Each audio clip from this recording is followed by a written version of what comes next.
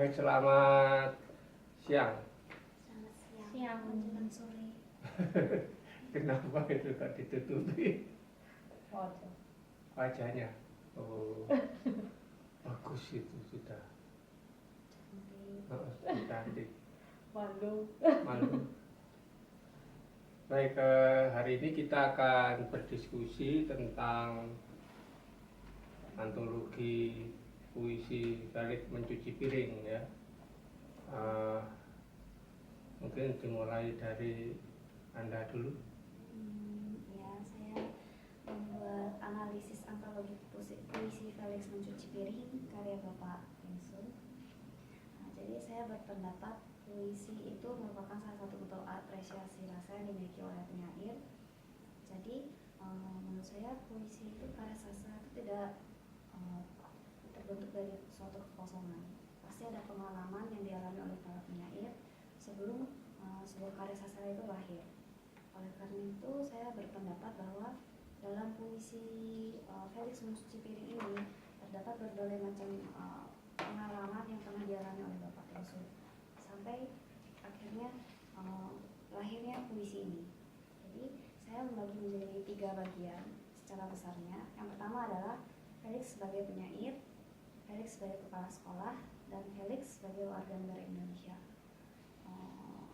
Yang pertama, Felix sebagai penyair. Di sini saya mengambil puisi berjudul Felix, Maria Magdalena, dan Puisi. Mungkin dibaca dulu. Ya. Pagi hari, sisa embun di tepi genting. Felix menulis puisi. Maria beku di depan kompor. Maria, aku berhasil menulis puisi semalam aku berjuang hingga ejakulasi. Mata Maria meletikkan api, membakar dapur, mengaburkan hati. Aku tak butuh puisi, aku butuh nasi. Dan puisi pun diremas, mengabu oleh api. Felix terperanjat, puisinya terbakar. Ia rumah tempat bermimpi, ia ranjang tempat bercinta, ia restoran Padang tempat bertemu rendang. Berjumpa es jeruk gelas besar. Ia kehilangan dunia, Maria membunuhnya. Maria, aku penyair. Kenapa kau tak yakin? Dalam puisi kita bisa sembunyi dari hiruk pikuk dunia yang serba tak pasti. Maria telah pergi. Felix kosong di depan puing-puing puisi. Ada menjahitnya menjadi prasasti, persis di jalan menuju Paradise Park. Jadi dari puisi ini ada cerita bagaimana betapa susahnya hidup sebagai penyair bila tidak memiliki pekerjaan utama lainnya. Jadi pada bait pertama dikatakan Maria beku di depan kompor dan ia lebih menginginkan nasi daripada puisi. Jadi demikianlah kehidupan para penyair di Indonesia. Memiliki profesi hanya sebagai penyair itu sulit untuk melanjutkan kelangsungan hidup. Dan ditambah lagi kebiasaan membaca puisi atau membaca buku secara umum di Indonesia itu masih tergolong rendah, sehingga meskipun penyair begitu bersemangat menciptakan karya sastra, ya, kalau tidak ada pembacanya ya sama saja itu kurang bermanfaat. Jadi oleh karena itu mungkin hal tersebut membuat kondisi penyair di Indonesia lebih susah untuk berkarya secara lebih berluasa mungkin. Dan di sisi lain bagi penyair puisi bukan saja sebagai profesi sampingan, tapi seperti yang dulu Bapak pernah katakan, puisi itu adalah rekreasi yang paling murah dan tidak membutuhkan biaya. Jadi pada bait keempat terdapat isi puisi yang mengatakan puisi itu merupakan tempat bermimpi, bercinta, bertemu dengan makanan kesukaannya. Jadi puisi itu juga merupakan tempat istirahat bagi para penyair. Nah, di sini saya pikir kata-kata ini muncul dari pengalaman Bapak Tensu sendiri sebagai penyair, karena selama bertahun-tahun Bapak telah hidup sebagai penyair. Jadi berdasarkan pengalaman seperti inilah puisi ini muncul. Ya. Saya pikir begitu. Itu yang tentang sebagai penyair ya. Ya. Terus yang kedua itu adalah Felix sebagai kepala sekolah. Di sini saya menggambarkan kepala sekolah itu sebagai teladan bagi semua orang. Karena kepala sekolah itu harus mengajarkan sesuatu kepada anak-anak generasi muda. Jadi kepala sekolah itu memiliki image yang baik. Jadi di sini Felix itu bercita-cita menjadi kepala sekolah. Jadi dia memiliki sebuah cita-cita yang luhur. Dan Felix juga mengatakan bahwa dia itu ingin menjadi kepala sekolah karena ini paling tidak ada korupsi. Tidak bisa korupsi. Ya. Jadi saya pikir Bapak Tengsu itu seolah-olah ingin memperlihatkan bahwa manusia itu harus ingat pada dirinya sendiri dan jangan jatuh ke dalam keserakahan melalui sosok kepala sekolah ini. Dan di sini Felix katanya sebagai kepala sekolah meniadakan pelajaran dan penuh perhatian. Ada lagi seperti di dalam puisi Bapak.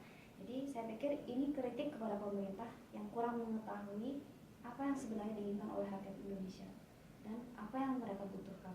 Jadi kepala sekolah meniadakan pelajaran karena mereka tahu, pelajar saya sangat suka tidak ada pelajaran dan saya tahu mereka butuh perhatian.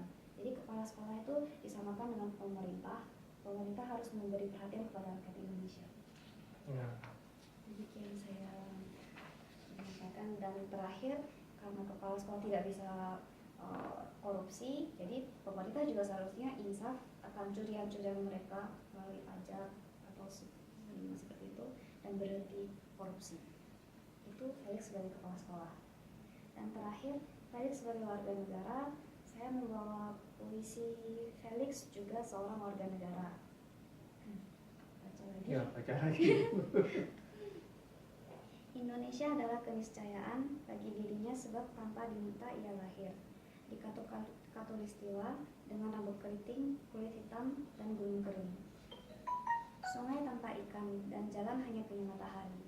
Indonesia belum pernah ia kenal, sebab Indonesia hanya ada di Jawa. Felix hanya membaca buku di sejarah, yang kadang-kadang ia ragukan kebenarannya.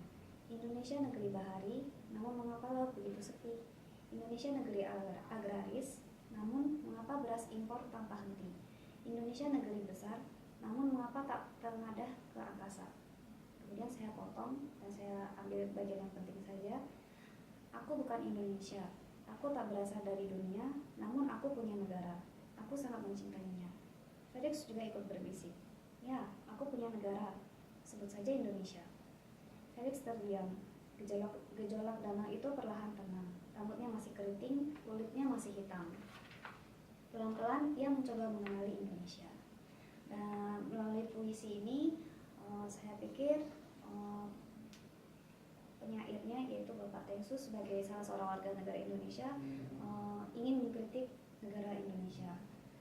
Jadi secara keseluruhan analisis yang saya buat ini adalah kritik sosial yang terdapat dalam puisi Bapak. Pertama, Bapak Tengsu mengkritik pemerintah yang terlalu mengutamakan investor asing sehingga sumber daya Indonesia itu semuanya ludes, hilang. Indonesia merupakan negara penghasil padi, harus mengimpor beras dari luar negeri. Jadi ini adalah suatu hal yang sangat ironis. Oleh karena itu Bapak ingin mengkritik pemerintah melalui puisi ini. Dan yang kedua, Bapak mengkritik Indonesia yang terlalu terpusat pada Pulau Jawa saja. Jadi hanya berpusat pada sumber yang bisa seperti kapitalisme, jadi hanya berpusat pada sumber yang bisa menjadi keuangan saja. Oleh karena itu di sini ada kata-kata seperti sebab Indonesia hanya ada di Jawa. Jadi kata-kata ini sebenarnya sangat menyedihkan. Ya bagi penduduk penduduk di pulau lain, karena Indonesia itu kan keunggulannya itu, salah satu keunggulannya itu adalah keberaneka-ragaman suku dan budaya. Tapi kenapa hanya berpusat di Jawa saja? Jadi saya pikir begitu. Dan saya pikir di pulau-pulau luar Jawa juga membutuhkan pembangunan. Jadi jangan hanya terpaku di Jawa saja. Jadi pulau seperti di Papua, Kalimantan, Sulawesi itu semua butuh pembangunan, tapi pemerintah hanya fokus di Jawa saja.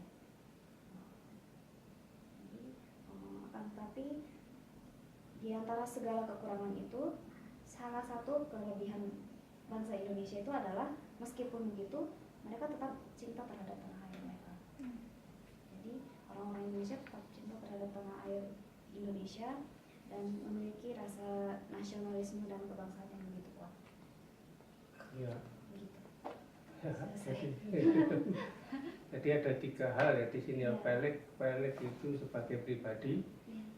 lalu yang kedua sebagai anggota masyarakat, lalu dia memilih profesi sebagai kepala sekolah, dan juga dia sebagai warga negara yang mau tak mau harus patuh kepada negara. Itu semua terekam di dalam puisi yang Anda amati ini ya. Ya. Baik, sekarang dilanjutkan dulu. Ya, saya analisis puisi Pak Tengsu dengan cara stilistika, tapi lebihnya saya pikir atau saya merasakan puisi ini sangat cocok untuk bahan ajar Indonesia, bahasa Indonesia aja. Dan saya pikir tentang itu dan saya tulis tentang bahan ajar di sini. Dan kumpulan puisi Felix mencuci piring itu sebagai saya sebenarnya bahasa saya tidak begitu lancar dan ada banyak kata-kata yang tidak tahu atau harus cari di kamus dulu. Tapi kalau membaca bab puisi, Tengsu bab puisi, walaupun kata-kata saya tidak tahu, saya belum tahu, tapi saya bisa mengerti maksudnya atau maknanya karena puisi suasana atau diangsa itu membuat saya mengerti semua kata-kata yang ada di sana. Dan oleh karena itu saya pikir bagaimanakah kalau membuat puisi ini bahan ajar-ajar untuk bahasa. Jadi karena bahasanya mudah ya. Iya, ya. Dan saya pikir mulai dengan sastra itu lebih gampang atau lebih menarik daripada bahan-bahan yang lain seperti kompas atau yang lain. Kalau aduh tidak mau seperti itu. Tapi puisi ini tidak begitu susah dan ini puisinya tidak begitu panjang dan kita bisa menikmati suasana dan nuansa dengan sederhana. Maka saya pikir itu lebih baik belajar bahasa asing dengan sastra. Iya, dan oleh karena itu saya pikir karena menggunakan bahasa sehari-hari. Iya, bahasa sehari-hari lebih mudah ya. Iya, dan saya pikir kalau cuma membaca kompas atau yang lain-lain, bahasanya sangat old fashion dan sangat formal. Lalu saya dengan teman saya, dia bilang kamu harus update aja, itu semua bahasa kuno ya, bahasa kuno. Saya pikir itu apa kabar baik-baik itu tidak begitu dipakai di Indonesia. Kamu orang itu nenek moyang kan seperti itu. Dan saya pikir itu. Dan cuma ini dan pemilihan bahan ajar harus disesuaikan dengan beberapa kriteria oleh Rahumanto. Rahumanto dia tulis Bakalah di Yogyakarta dan dia mengadakan ketiga kriteria. Itu pertama adalah bahasa, yang kedua adalah psikologi, dan ketiga adalah latar belakang budaya. Dan ya itu harus ada di untuk membuat bahan ajar bahasa Indonesia. Harus ada 3 kriteria ini ya, bahasa, dan psikologi, dan latar belakang budaya. Dan saya pilih ini dengan puisi Pak Tengsu dan analisis. Dan aspek bahasa dalam sastra ini tidak hanya ditentukan oleh masalah-masalah yang dibahas, tetapi juga dari faktor-faktor lain seperti cara penulisan yang dipakai pengarang, ciri-ciri karya sastra pada waktu penulisan karya tersebut, dan kelompok pembaca yang ingin dijangkau pengarang. Hal ini terdapat dalam salah satu penggalan puisi Tengsu yang menggunakan kata-kata kiasan berikut pemaparannya. Dan saya mengambil satu contoh, itu berjudulnya Felix mendefinisikan puisi. Ya.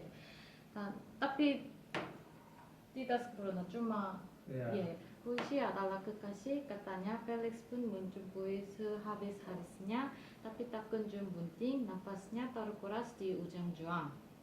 Data di atas terdapat kesesuaian dengan pemilihan bahan ajar menurut Rahmanto, yakni dari segi bahasa yang memberikan warna bahasa berupa bahasa kiasan ataupun imajinasian, yaitu majas metafora dan majas personifikasi. Majas metafora itu puisi adalah kekasih, seperti puisi menjadi kekasih, itulah majas secara majas metafora. Dan saya pikir puisi itu bukan orang, tapi dia membuat puisi adalah kekasih yang orang saya cintai seperti itu. Ya, itu juga salah satu cara majas personifikasi. Oleh karena itu ini cocok dengan bahasa. Iya, antara bahasa. Dan kedua adalah psikologi. Psikologi itu kebatangan jiwa. Dengan menganalisis fenomena, murid berusaha menemukan dan merumuskan penyebab utama fenomena tersebut yang kadang-kadang mengarah ke pemikiran filsafat untuk menentukan keputusan moral. Dan saya juga pilih sama puisi dengan dia, warga Indonesia. Felix juga seorang warga negara Indonesia, belum pernah ia kenal sebab Indonesia hanya ada di Jawa. Felix hanya membaca di buku sejarah yang kadang-kadang ia ragukan kebenarannya. Indonesia negeri bahari, namun mengapa laut begitu sepi? Indonesia negeri agraris, namun mengapa beras impor tanpa henti? Indonesia negeri besar, namun mengapa tak ada pada angkasa? Indonesia negeri damai, namun mengapa warganya suka caci maki? Indonesia negeri surga, kenapa ia sering bertemu neraka? Felix Kunda perahu yang goyah oleh di tengah samudera tanya, inikah Indonesia? Data di atas terdapat sesuai dengan pemilihan bahan ajar menurut Rahmanto, yakni kemantangan jiwa. Karena dengan puisi ini kita bisa mengerti situasi Indonesia. Cuma baca puisi tapi kita bisa tahu, tadi sudah jelaskan itu Indonesia negara yang luas dan besar, tapi tersesat di Jawa. Walaupun itu tadi ironi harus impor beras ya, dengan puisi ini murid-murid atau orang asing bisa mengetahui kondisi impor beras dan lain-lain seperti itu. Cuma membaca puisi murid-murid mengerti atau belajar bukan hanya bahasa, tapi juga kondisi sejarah dan lain-lain saja. Ya, Dan ini juga cocok itu puas kriteria yang kedua. Dan ketiga adalah latar sosial budaya. Latar belakang merupakan istilah yang menunjuk pada budaya. Latar belakang sebuah karya sastra hampir meliputi semua faktor kehidupan manusia dan lingkungannya, seperti geografi, sejarah, topografi, iklim, mitologi, legenda, kepercayaan, cara berpikir, nilai-nilai masyarakat, seni, olahraga, hiburan, moral, etika, dan sebagainya. Dan ini contoh dari Felix, itu berjudul Felix ingin jadi kepala sekolah. Mungkin sebenarnya ada beberapa kasus, tapi saya mengambil ini aja karena saya pertama kali membaca puisi dan akan baca itu di sini. Sebelum diminum bersama koster dan Yesus pasti pura-pura tak melihat Yesus sahabat banyak. Sebab penggalan puisi di atas diciptakan oleh Tensu sendiri beragama Kristen. Dan sebagai orang saya, sebenarnya saya pikir semua orang Indonesia beragama Islam aja. Dan ketika saya ke Indonesia, dan saya pikir mungkin tidak ada orang yang beragama Kristen atau yang lain-lain. Tapi ada orang beragama Kristen juga dan beragama Buddhis juga, dan ada lain-lain. Tapi ketika saya belajar bahasa Indonesia dan belajar tentang Indonesia, harus selalu ada kata-kata Indonesia dalam negeri Islam. Dan tapi cuma membaca puisi ini, termasuk saya pembaca bisa memahami negeri Indonesia itu bukan negeri Islam aja, yang lain-lain juga ada. Dan dengan puisi Patensu saya bisa memahami dan mengetahui kondisi-kondisi. Oleh karena itu, hal seperti ini terlihat jelas ada bermacam-macam agama di Indonesia dan latar belakang pengarang sangat berpengaruh dalam penciptaan puisi, dan yaitu juga cocok atau puas kriteria ketiga, itu di puisi terkandung latar sosial budaya aja, dan oleh karena itu ada ketiga kriteria saya bisa atau pembaca bisa atau orang asing bisa tahu atau memahami kondisi Indonesia. Oleh karena itu saya rekomendasi membuat puisi Pak Tengsu ini untuk bahan ajar bahasa Indonesia aja. Iya. Iya, pikiran saya. Terima kasih. Jadi ini bagus ya. Anda mengatakan bahwa bahan ajar bahasa Indonesia itu sebetulnya bisa banyak ya, bukan hanya dari media massa, tapi juga bisa dari sastra. Bahkan Anda tadi mengatakan kalau belajar melalui sastra itu akan jauh lebih menyenangkan Iya, ya, iya. daripada dari Iya. Orang atau sebenarnya kalau saya membaca novel Paperam atau yang lain itu sangat susah, dan itu sangat panjang dan harus cari kata-kata dulu dan lagi baca, itu tidak begitu nyaman pada saya atau tidak begitu gampang. ya. Iya. Jadi sebagai bahan tentu tidak semua puisi kan, artinya puisi yang mungkin dibuat sederhana ya, yang mudah ya. Kalau puisi-puisi yang sulit juga akan lebih sulit daripada membaca Kompas.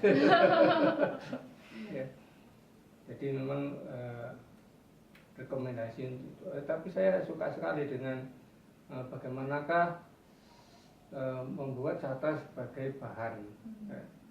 Dan itu yang pertama. Yang kedua, Anda tadi mengatakan bahwa belajar bahasa bukan hanya belajar grammar ya, tapi juga belajar tentang budaya, tentang politik, tentang ekonomi, tentang dan sebagainya ya.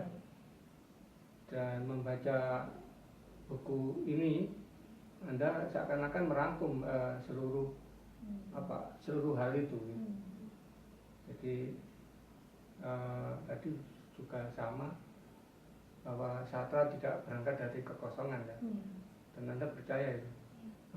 Sudah percaya. Semua percaya. Kalau ada yang mengatakan puisi itu adalah hanya lamunan saja, bagaimana?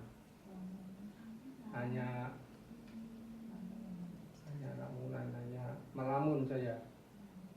Melamun. Kalau puisi itu hanya lamunan saja, itu bukan puisi. Puisi itu harus dikatakan, diekspresikan. Ya. Atau hanya khayalan saja, bagaimana menurut Anda? Only khayalan, just imagination. Saya berpendapat bahwa karya sastra itu adalah sesuatu yang diekspresikan melalui entah itu kata-kata. Jadi kalau hanya berada di dalam benak saja tapi tidak diekspresikan, saya pikir itu tidak bisa dikatakan oleh sastra. Oh ya, maksudnya bahwa sastra itu ditulis tidak didasarkan pada riset, tidak didasarkan pada pengalaman atau apa yang diamati, tetapi ditulis ya pokoknya menulis dari hasil orang itu berkhayal gitu ya. Tapi saya pikir seseorang misalnya berkhayal tentang dewa misalkan, pasti sebelumnya dia pernah membaca buku tentang dewa sehingga dia memiliki imajinasi tentang dewa. Kalau tidak begitu mereka tidak bisa berkhayal. Jadi seseorang jika ingin berkhayal atau melamun, pasti ada segala sesuatu yang pernah ia dengar atau pernah ia lihat. Jadi pada dasarnya jadi tidak bisa lahir dari kekosongan. Begitu menurut saya. Jadi harus dari pengalaman ya. Ya, jadi seseorang harus mengetahui tentang sesuatu dulu, baru dia bisa berkhayal kan atau melamun. Ya. Sebetulnya apa yang ditulis oleh seorang pengarang, siapapun pengarangnya adalah pengalamannya ya, pengalaman hidupnya. Sebetulnya apa yang ditulis pengarang kan itu dia sebetulnya share pengalaman, berbagi pengalaman dengan caranya. dengan cara puisi, dengan cara cerpen, dengan cara novel. Artinya sebetulnya wartawan, ilmuwan, sastrawan itu semua sama, mengambil bahan dari kehidupan. Bahannya sama. Yang membedakan mereka itu adalah cara mengekspresikannya itu. Jadi cara penyair berbeda dengan cara wartawan berbeda dengan cara ilmuwan, tapi semuanya mengambil bahan dari kehidupan sehari-hari. Tanpa pengalaman orang tidak bisa menulis sebetulnya. Sehingga apa yang Anda nikmati dari puisi siapapun itu ya produk dari pengalaman si penulisnya.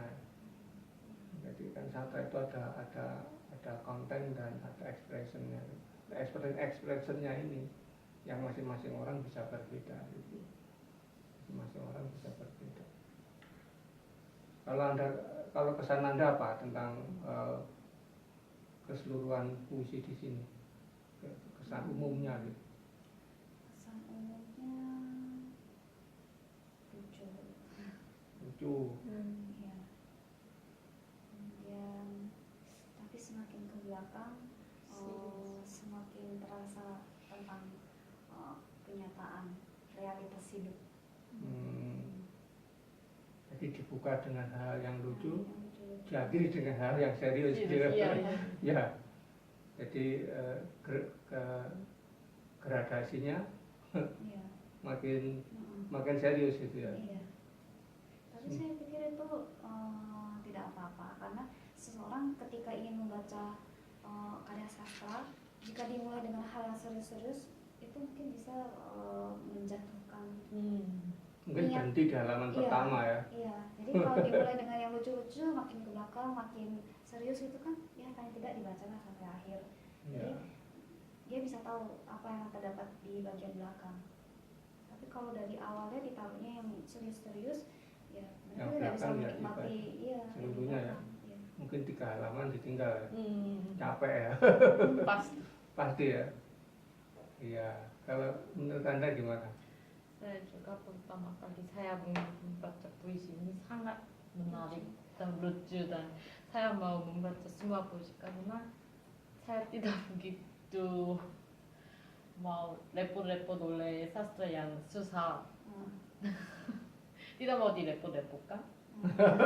Tapi sastra atau puisi ini sangat menarik, dan di belakang sedikit susah atau sedikit serius, tapi tidak susah tapi serius. sedikit susah. Sedikit susah. Yang susah. Susah ya. Iya. Walaupun saya mau membaca puisi ini karena ada ekonomi juga ada, ada budaya juga ada di sini. Masalah sosial. Iya, dan saya pikir ini sangat bagus atau sangat cocok untuk anak saya.